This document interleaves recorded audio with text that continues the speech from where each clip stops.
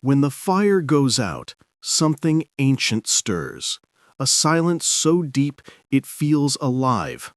The cold moves in like an occupying force, conquering inch by inch, vein by vein. You start to understand that warmth was never comfort. It was civilization's illusion of control. Without fire, you remember what you are, an animal running on heat, a fragile engine built to defy entropy for one more night. The body trembles, and in that trembling lies the truth. Shivering isn't weakness, it's physics. Tiny muscle contractions burning calories to feed your inner flame. You are a furnace, not a victim. Everything alive burns something: sugar, fat, oxygen, time. Fire was only a tool, an extension of what you already are. But tools can fail. Matches get wet. Wood runs out. What you have left is chemistry. Metabolism is combustion slowed down to biology's pace. Each heartbeat releases energy. Every breath fuels it. The question isn't whether you can live without fire. It's whether you can remember that you already are one. Out here, survival isn't light. It's the stubborn continuation of heat against the void. Cold doesn't kill instantly. It steals methodically. It's not violence, it's arithmetic, a slow subtraction of warmth until nothing remains. You lose heat in three ways: conduction, convection, and radiation. Conduction happens when your body touches something colder, the ground, metal, water, and heat flows into it because physics doesn't care about fairness. Convection is when wind strips your warmth away, peeling invisible layers off your skin. Radiation is your constant loss to the void, infrared energy bleeding into the dark. The trick is to interrupt the math. Insulate. Trap air. Air is a better ally than most people, loyal when still, treacherous when it moves. That's why layering matters. Each layer is a prison for air, a wall between you and death. Stay dry, because water ruins everything. Moisture conducts heat 25 times faster than air, and once you're wet, the cold owns you. Sweat is betrayal, so pace yourself. Don't fight the cold with frenzy, fight it with logic. Every movement burns calories, and calories are fuel. Out here, physics replaces mercy. The only warmth you'll find is the one you conserve. You are built to survive without fire. Evolution saw to that. Beneath the skin, millions of mitochondria are burning chemical energy into heat. Your body is a living reactor, powered by sugar, fat, and defiance. But every system has limits. When the temperature drops, your brain reroutes blood flow, shutting down the extremities to save the core. Fingers go numb, toes ache, skin tightens like paper. That's not failure, that's triage. Your body is protecting the furnace. Feed it. Fat burns slow, carbohydrates fast.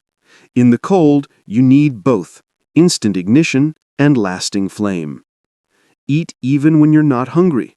Hunger hides when you're freezing, but the need doesn't vanish. Hydrate too. Dehydration thickens blood, slows circulation, and sabotages heat transfer. You can't burn calories if the fuel lines are frozen.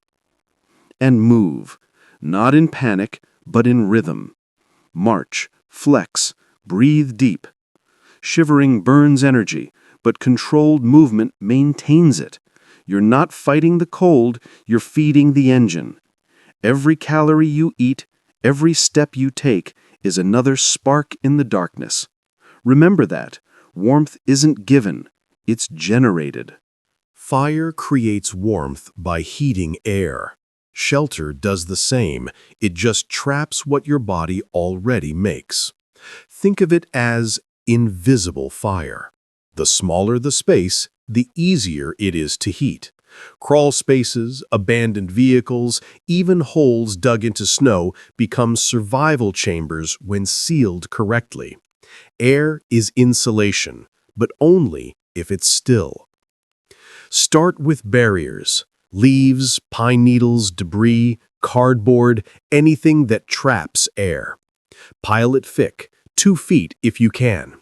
Use branches or poles to build a frame and bury it under the organic insulation. Crawl inside. It will smell like decay, it will feel claustrophobic, but it will save your life. You're not building comfort, you're building physics. The Earth holds a stable temperature underground, warmer than the air above when the world freezes. Even a trash bag becomes armor if you fill it with dry grass or paper. The moment you block the wind, you've created warmth. You don't need fire, you need boundaries. Every inch of trapped air is another degree between you and extinction. Shelter is civilization's first invention, and it still works long after civilization burns out. Clothing isn't fashion, it's engineering. The same principles that keep spacecraft warm can keep a scavenger alive. Think in layers: base, insulation, shell.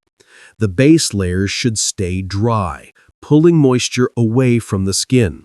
Wool or synthetics work. Cotton kills. The insulation layer traps heat. Fleece, down, even old paper stuffed inside your jacket. The outer shell blocks wind and water. Tarp, trash bags, broken raincoats. You don't need gear, you need creativity. Stuff your jacket with debris. Fill your sleeves with grass, your boots with dry fabric. Tie plastic around your legs to trap air. Cover your head. Heat loss from scalp and neck is critical. You're not trying to look good, you're trying to stay human. And if you've made it this far, if these words help you survive one more frozen night, subscribe to the channel. Because survival isn't instinct anymore, it's information. Fire dies, knowledge doesn't. Out here, your education is your heat source, and sharing it keeps the species alive. Fire was never the only way to warm yourself, just the fastest. Heat is energy, and energy takes many forms. If you have a metal bottle, fill it with hot water from the sun, a car engine, or your own body warmth. Wrap it in cloth and hold it to your chest or armpits. Major arteries run close to the surface there. It's crude, but efficient. No water? Use motion. Stomp feet, swing arms, tense and release muscles in cycles. Friction generates localized heat while movement keeps blood from freezing in place. If you're bedding down, never lie directly on the ground. The earth drinks heat faster than air. Layer branches, fabric, cardboard, anything. 2 inches of insulation beneath you can mean the difference between frostbite and morning. You can also create microclimates. Use your backpack or clothes to seal small spaces, creating pockets of warmth around your core. You're not trying to heat the world, just yourself. Remember, the body doesn't need luxury to survive, only strategy. Breathing is warmth leaving the body. Every exhale carries heat into the void, invisible and irreversible. Cover your mouth with cloth or your sleeve to trap some of that warmth. It creates a microclimate, recycling a fraction of your exhaled heat back into your system. Breathe through your nose. It filters and warms the air before it reaches your lungs. Shallow, fast breathing wastes energy. Slow, deep breathing lowers heart rate and reduces metabolic demand. The less your body panics, the less heat it wastes. You can even preheat your air by cupping your hands around your face when resting. It's primitive, but effective. Every molecule of warm air you keep inside is a small victory. The cold isn't a monster, it's a mathematician. You win by outcalculating it. And every breath you manage to keep is a line of defiance written in steam against the dark. The body fails only after the mind does. Hypothermia starts in the skin, but ends in the will. The first symptom is confusion, then euphoria, then surrender. The body lies, tells you you're warm when you're dying. You start to remove layers, to relax, to sleep. That's the point of no return. You have to stay angry. Anger is heat. Talk to yourself, swear at the cold, sing if you must. Sound generates breath, breath generates motion, and motion means survival. Keep your mind moving as much as your body. Imagine warmth until you feel it. Visualization isn't fantasy, it's neurological programming. Athletes use it, soldiers use it, survivors perfect it. Remember, the cold isn't the enemy, apathy is. The second you stop fighting, you become part of the landscape. Keep thinking, keep moving, keep burning. When the night feels endless and your bones ache with silence, remember this: fire was never the savior, it was the mirror. It only reflected what was already inside you. You are combustion in flesh, the living protest of carbon against the void. Move slowly, think clearly, protect the flame that doesn't need wood or spark. You were born burning. Every heartbeat is ignition, every thought is energy. Fire isn't light, it's will. And if these words stoke even a flicker of that will, if they keep you alive for one more frozen sunrise, subscribe to the channel, like and ring the bell, because the next lesson won't just teach you how to make warmth, it will teach you how to become it. Fire isn't what keeps you alive, you are.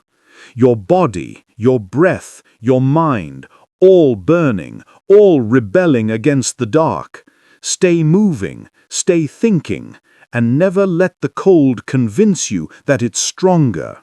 Subscribe to the channel, like, and turn on the bell, because the world may freeze, but your will still burns.